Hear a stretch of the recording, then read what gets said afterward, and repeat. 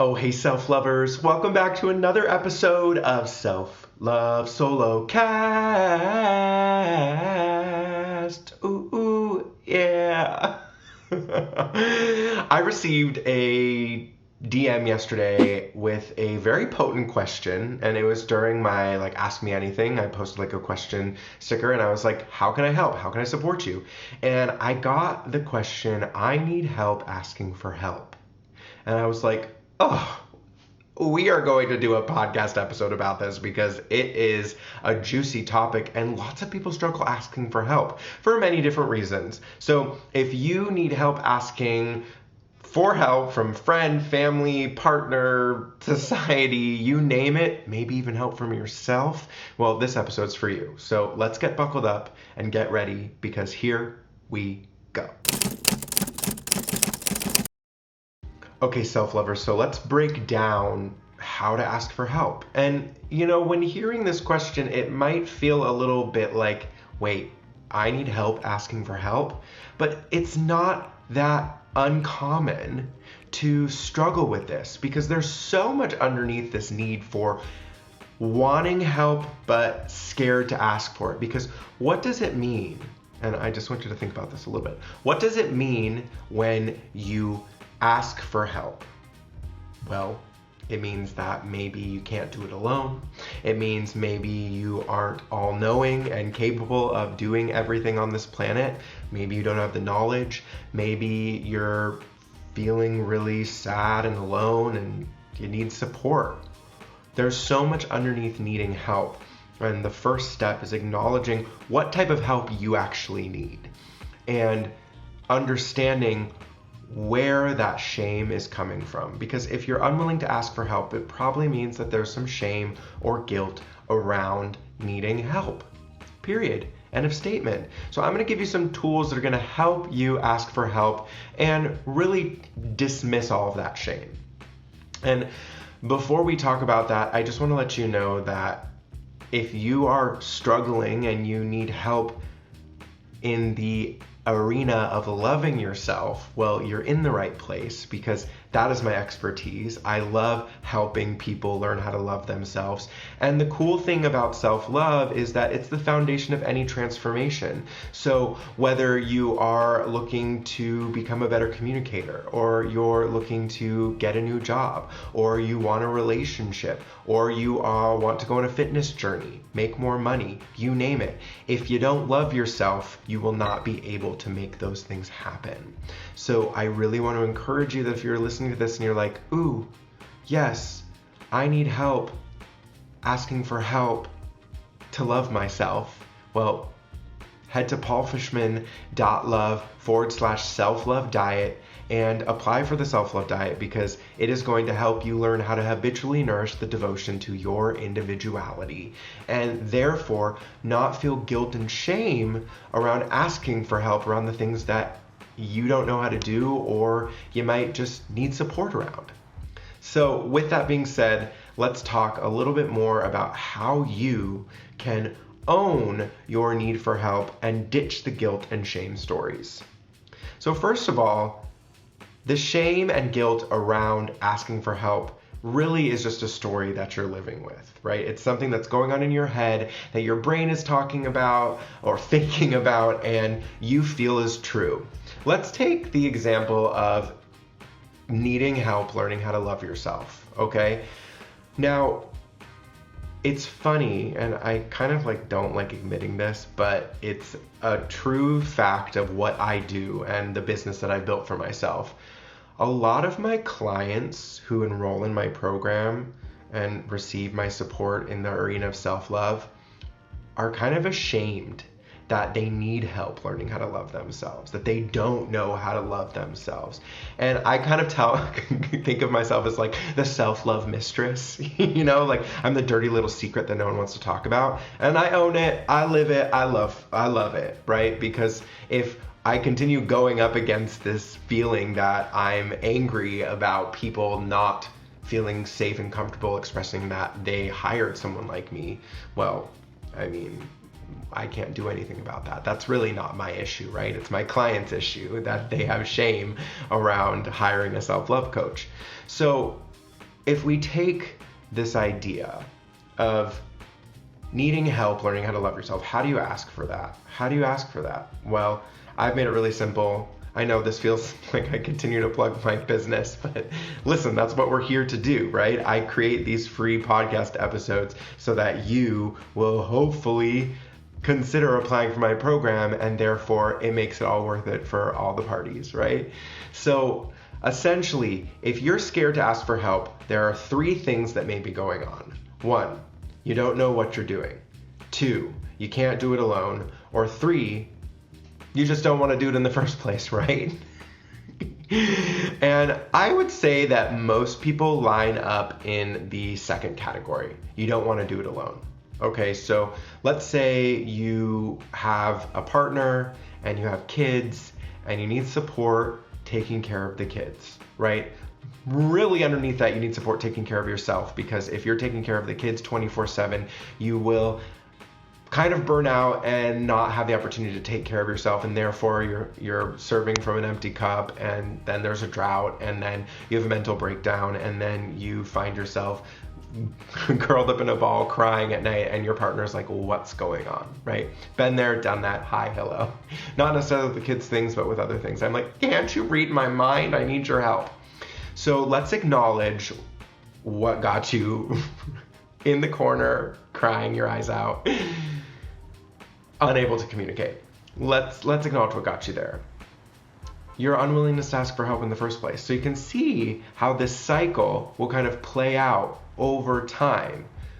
Eventually, you will realize that your unwillingness to ask for help is the exact reason why you are so sad, or feeling so alone, or feeling burnt out, or feeling unvalued, or whatever it is. Whatever's coming up for you, whatever trauma's coming up for you, you are the only one who can fix it. So let's look on the other flip side, because I like to pose this question when you're struggling with asking for help. If the other person asked you for help, how would that make you feel, right? Let's say the roles were reversed and the other person comes to ask you for help. You'd probably drop everything and help them, right? You're probably really grateful that they asked you for help in the first place, right? This, my friends, is what we tend to misplace when feeling alone, is that we would happily drop everything to help other people, but for some reason we're telling ourselves the story that we are not helpable, right? No one is helpable a word. We are not willing, or we're not good enough or worthy of receiving help from others. So see where the story that you're telling yourself about your worth is getting in the way of you asking for help, because you're so scared of what other people will think of you. It's time to drop that story, okay? And I know it's easier said than done, but what I'm hoping is that this little reframe of you would easily help anyone who asked you for help, and why do you think that you aren't worthy of receiving the same? Thinking about it that way can maybe help you have an aha moment, like, oh my goodness, I'm so happy that I turned on this podcast episode, or I watched this on YouTube, because wow is right. There is so much that goes in to just thinking about things differently. So now that you have this feeling in your back pocket, like, oh, so when my partner asks me for help with the kids and I run and drop everything to help them, but when I ask my partner to help and maybe they don't help me, and or I just don't ask them in the first place, why does this happen, right? And I'm not here to dissect what your partner's doing. I can't speak to the stories that they're telling themselves or the things that are happening in their lives that are keeping them from showing up the way you need them to show up. All I can do is challenge you to be the most empowered and authentic version of yourself by communicating your needs clearly. Okay? So we actually talked about this on TikTok a couple weeks ago, and a lot of people were excited about the concept, but also really scared because it kind of feels too easy, right? Too good to be true. I like to use 3 words when I'm asking for help. And the reason why I use these 3 words is because it gives the other person the opportunity to say yes or no. And that is true relationship. It's not creating ultimatums. It's not saying do this or else. It's saying, hey, I'd like you to consider doing this. If it's a yes, amazing. If it's a no, great, let's talk about it. So these are the 3 words that you get to use. Hey, are you willing to help me with XYZ? And therefore, you are asking for what you want and you're giving them the permission to say yes or no. Now let's navigate both things. If they say yes, that's great, phenomenal. Maybe you need to set up a timeline, great. When will this be happening? I'd just like to know, or whatever it might be. You can handle that on your own. However, if they say no, here's how you follow up. Okay, it would really mean a lot to me if you were willing to do this. If you're not willing to do it right now, will you be willing to do it at a later time? Like, can we schedule a time for you to do this? And if they say yes, amazing. If they say no, okay, would you be willing to tell me more about why you're not willing to help me? And do you understand how you get to continue having the hard conversations? I was actually on the phone with my sister a little bit earlier, and she was talking about a conversation she had with her therapist about discomfort and how is it more valuable to avoid short-term in the moment discomfort or long-term discomfort because you're not willing to ask for what you want and need and crave? I mean, the answer seems pretty crystal clear to me, but if you're feeling that in your body, I think it's more valuable for your life to jump right in and experience that short-term discomfort of asking for help and maybe getting rejected than never asking for help and all the meanwhile rejecting your own needs, right? You are rejecting your own needs by not asking for help. I'll say that again. You are rejecting your own needs by not asking for help. And which is worse, self-rejection or rejection from others?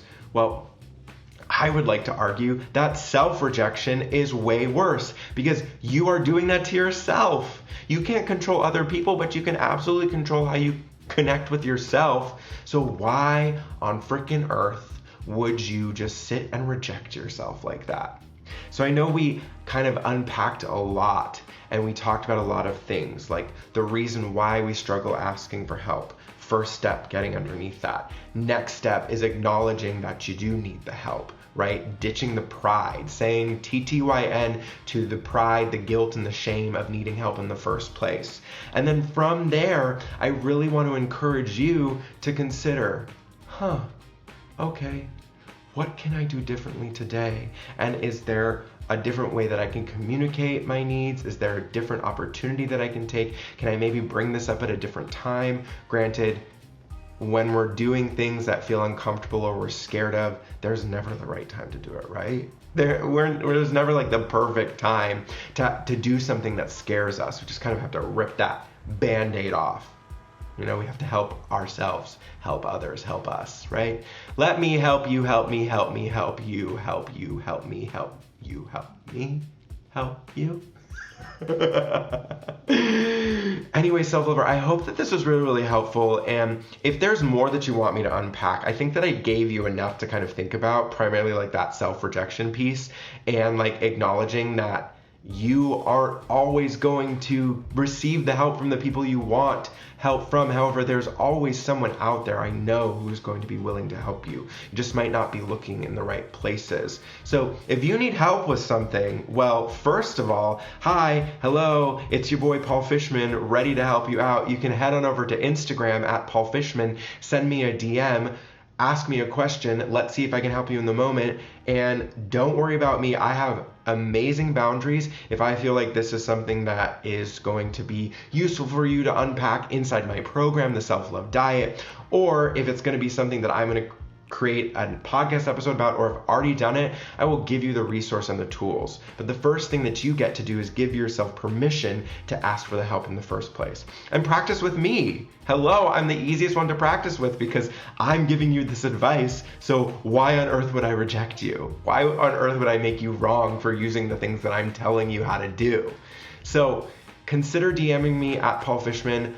As usual, please rate and review the show, or like and subscribe if you're here on YouTube. It means the world to me, and most importantly, remember, you are worth it.